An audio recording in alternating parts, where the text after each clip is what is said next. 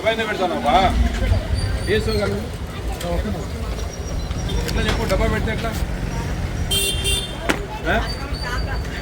డబ్బా పెట్టి మీరు ఆదోని పోయి మీ సామాన్ మీరు తెచ్చుకోండి. మీ ఎమ్మెల్యే పార్టీ ఇక్కడే కదా, మీరు పోయి బయోమెట్రిక్ వేసి మీకు ఎంత తూకం రావాలో అన్ని తెచ్చుకోవాలి. మీరు బియ్యం తెచ్చుకొని వీళ్ళకి సక్రమంగా అందియాలి.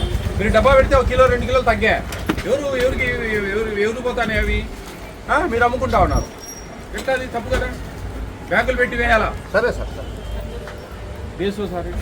చూడండి డబ్బా పెట్టి డైరెక్ట్గా వస్తా ఉన్నాడు ఆయన. కేసు బుక్ చేయండి, రాయండి ఇమీడియట్గా. ఎందుకు పెడతారండి డబ్బా? మీ ఇష్టమా?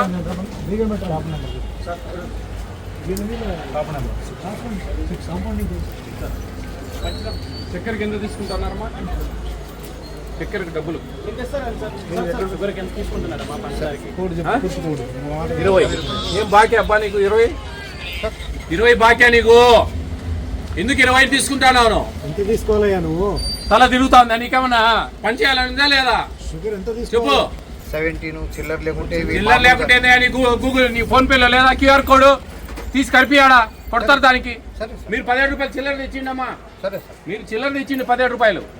మీరు దౌర్జన్యాలు చేయొద్దు, తమాషా కాదు ఇది. ఇది పెద్ద ఇష్యూ. మీ ఇష్టం వచ్చినట్టు చేస్తే ఎట్లా? 20 ఎందుకు తీసుకుంటావు అసలు? ఏం బాక్యా నీకు? 3 రూపాయలు ఏం బా? చూడయా పోయి క్వాంటిటీ చూడండి, చెక్ చేయండి.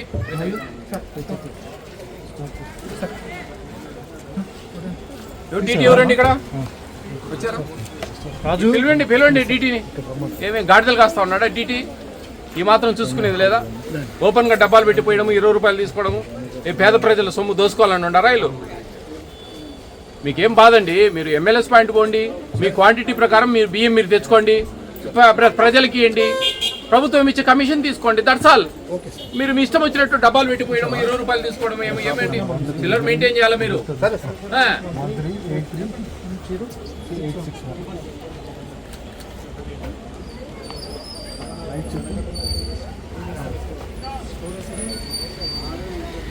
ఎన్ని కార్డులు ఉన్నాయి నీకు?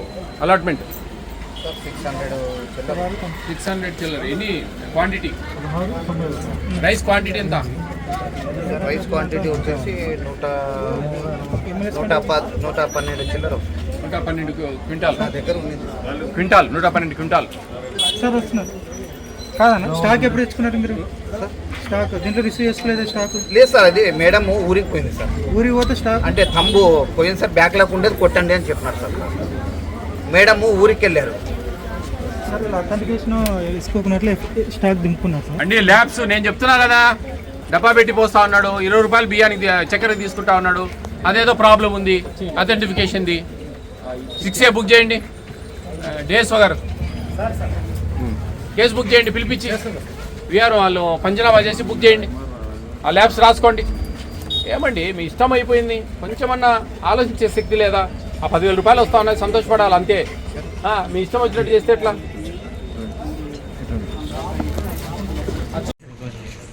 ఏపీ స్టేట్ ఫుడ్ కమిషన్ విజయ ప్రతాప్ రెడ్డి అండి నేను.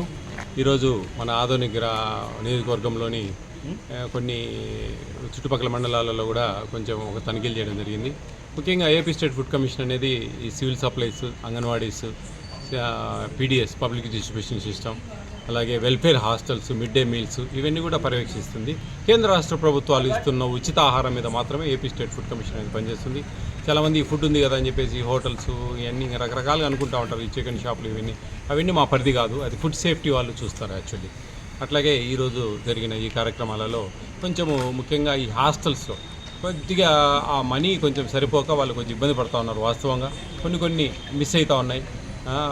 కౌతాల మండలంకి వెళ్ళాము, అక్కడ కూడా కొంచెం రేషన్ షాప్స్ అవి ఇవి ఈ డబ్బా పెట్టిపోయడం ఇలా జరుగుతూ ఉన్నాయి. ఈరోజు కూడా ఈ మన ఆదోని టౌన్లో ఈ డబ్బా పెట్టిపోయడం, 20 రూపాయలు తీసుకోవడం, దానివల్ల ఒక కేసు బుక్ చేయడం జరిగింది. ఇట్లా ఖచ్చితంగా ఏదైనా సరే మాకు స్పష్టంగా మీరు ఏదైనా సరే వీడియోల రూపంలో సాక్ష్యాలుగా పెడితే కనుక మేము ఎక్కడున్నా కానీ దాని మీద చర్యలు తీసుకుంటాం. ఆ వాట్సాప్ నెంబర్ 9490555117 అనే నెంబర్కు చిన్న వీడియో రూపంలో వస్తే ఖచ్చితంగా చర్యలు తీసుకుంటాం. పర్వాలేదు, బాగానే ఉంది, అవేర్నెస్ వచ్చింది చాలామందికి. కొంచెం హాస్టల్స్ కానీ స్కూల్స్ కానీ ఇవన్నీ పర్వాలేదు అనిపిస్తూ ఉంది. ఇంకా ఏమైనా లోపాలు ఉంటాయని అధికారులు ఎక్కడ కూడా ఈ భోజనాలకు సంబంధించినవి, పేదవాళ్ళకి ఇచ్చే ఆహారము, వాటి మీద కక్కుర్తి పడకుండా కొంచెం జాగ్రత్తగా చేసి వాళ్ళకు న్యాయం చేస్తారని మనస్ఫూర్తిగా కోరుకుంటాను. థ్యాంక్ యూ అన్న.